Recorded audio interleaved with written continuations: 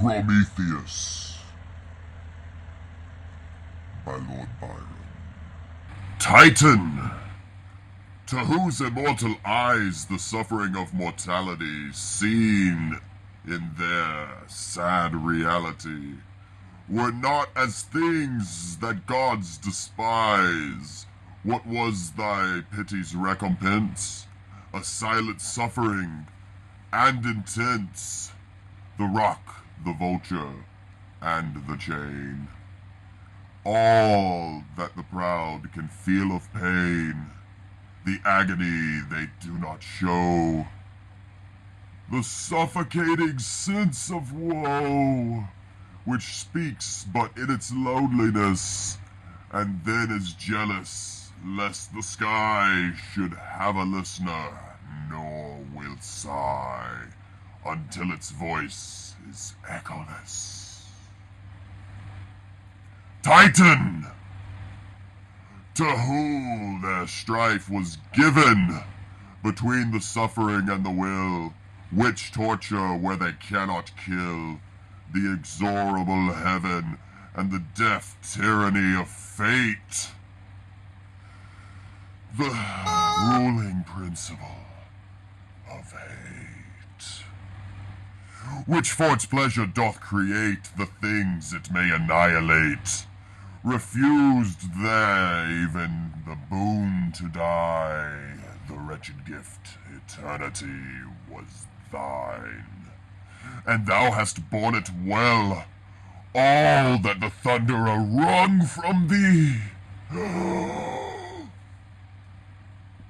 was but the menace which flung back on him the torments of thy rack, the fate thou didst so well foresee,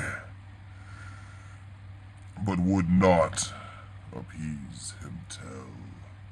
And in thy silence was his sentence, and in his soul a vain repentance, an evil dread so ill dissembled that in his hands the lightning trembled.